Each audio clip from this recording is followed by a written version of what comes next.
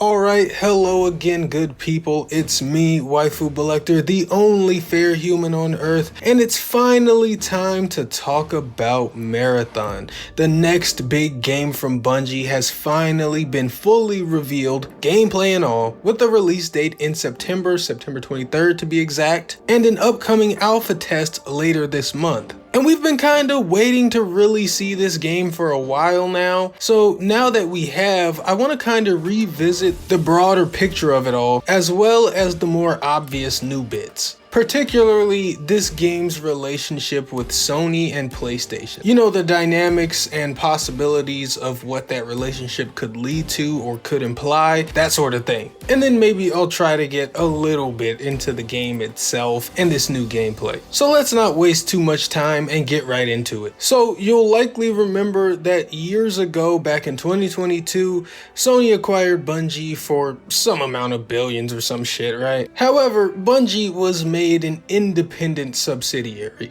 so they would just kind of do their own thing still, with really minimal changes to the day-to-day operations and dynamics around the office and such. Or at least that was the plan. And so Bungie games like Destiny were obviously not gonna be turned into PlayStation exclusives, because why Sony acquired them was more so for their expertise than their IP. Bungie has been successfully running Destiny 2 for years, and so has a good idea of what it takes to create and maintain live service games. This was all part of the big PlayStation live service plan, and so acquiring the Bungie boys would certainly be a great boon, right? But we're years beyond these beginnings now, and if you've been paying attention, you might have noticed that PlayStation's push into live service has not been going particularly well. We're talking about canceled games like the Spider-Man and the Last of Us multiplayer, plus a bunch of unnamed ones, failed exclusivity investments in things like Foam Stars from Square Enix, that Splatoon type game, and Mondo-sized flops like Concord. This has been the bulk of PlayStation's dip into live service, with the one prime outlier being Helldivers 2. But regardless of all of that, PlayStation has at least 3 more live service titles that we know are close and are cooking up, and the head of the bunch appears to be Marathon.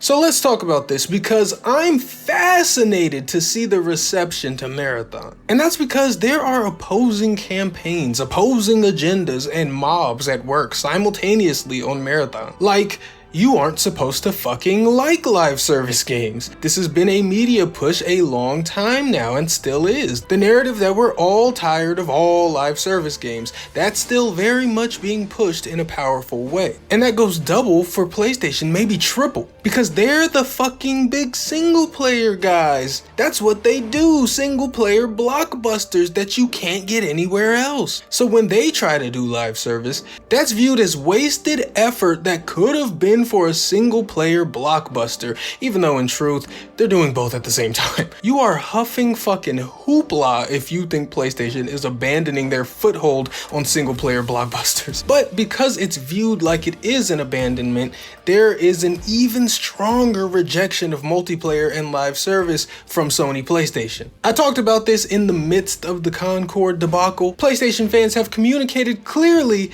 that they don't want this from PlayStation in particular. Quality seems to be irrelevant. They simply don't want this and won't accept it from PlayStation. But here's the thing, people like Bungie. They kinda fuck with Bungie. Not saying that there aren't grievances, but a lot of people in the gaming community, both hardcore and even on the casual side, are excited that there's a new Bungie game. And Marathon is not PlayStation exclusive. What I said a second ago is that PlayStation fans, more than anyone, will not accept Sony's push into live service regardless of game quality. That same triple dose of "we hate live service" is not present everywhere else. There is a "we hate live service" campaign that's present throughout all gaming, but the triple dose, that's just for the PlayStation boys. So although Marathon will be available on PlayStation, Xbox, and PC, it is technically a first-party PlayStation game. And we've seen this go both ways. Helldivers succeeded mostly because of the reception on PC. PC players showed up and showed out for that game. It was a huge benefit for Helldivers 2 to be on both PS5 and PC. However, Concord, was also on PC as well as PS5. But PC couldn't save them there. The rah-rah and stink that had been made up about this game and PlayStation and live service in general, it was all way too strong and focused in on Concord. They had no chance. So what happens to Marathon? Well, launching on everything will certainly be helpful. They've even got Xbox this time, but that doesn't mean the hate train won't be strong enough to make the game fall flat. People have a lot of fun hating shit these days. It's like a fucking pastime, it's weird. So I'm sure they'll stop at nothing to make sure Marathon fails, but ultimately, you're not gonna convince people to not invest in something that they just genuinely find interesting. So there's gonna be a battle happening. And it kind of sucks that games today don't just have to convince people to invest interest in their product, but now they have to do it against a regime of people trying to convince others not to invest in your game, and it's really for no other reason than to just be a shithead. But that's the reality we're living in. I personally am mildly interested in Marathon. I'll probably play it because I'm just a gaming enthusiast and curious of how good it will or won't be. I also kind of really fuck with the aesthetics of their world though. Very cool looking. It's like a base of minimalistic sci-fi cyberpunk apocalypse, but then they kind of like splash it with these vibrant ass colors that almost make it just as uncanny as it is beautiful. I like it. But yeah. Anyway, as much as I could see the trajectory of this game going either way, there was one thing that made me lean more to the side of the idea that Marathon might be in trouble. And it's the fact that we had it confirmed that Marathon is going to cost money to play. This is a premium title, and they didn't say what the game would cost just yet. They said they'd have details in the summer, so likely a Summer Game Fest. But yeah, Marathon won't be free to play. And I'm not gonna hold back here, I kinda think that's just an awful fucking idea. And listen, I'm not saying Marathon doesn't have quality to justify a price up front. I'm just saying that I don't think it'll go over well with people. This is an extraction shooter. This is an online competitive multiplayer live service game. These are experiences that people have become accustomed to enjoying for free and paying for the extra bits and baubles and gewgaws as they see fit. That's what people got used to in the last decade. So I think payment for entry will really sour the grapes of a lot of people. And I'd hate for that to really negatively impact Marathon, as it surely did Concord.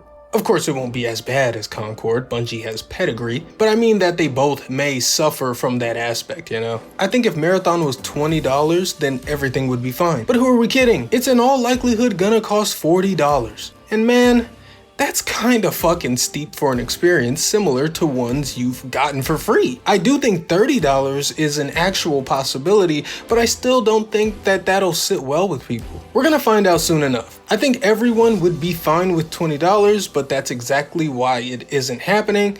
This game is gonna cost anywhere from $30 to $50 for sure. And it won't be helpful to the game at all, probably. As for the gameplay itself, well, I've had it playing here this whole time, so you can kind of just judge for yourself. I mean, to me, it looks fun enough, looks decent, looks like an extraction shooter, but it's hard to judge without being the one exploring the world and looking for secrets and feeling the rush of finding and escaping with rare loot. And I need to see what the progression loop of escaping with said loot is like. These games are kind of defined by how rewarding they feel, so I think I need to actually feel it to judge it properly, or at the very least, get a better sense of how it all works, you know? But okay, I think I'm done. Hop in the comments and let me know what you thought of the Marathon gameplay reveal, and more importantly, if you think Marathon will succeed or not. I know you can't wait to tell me how stupid and wrong I am, so get down in those comments and let me know. Just go ahead and do it.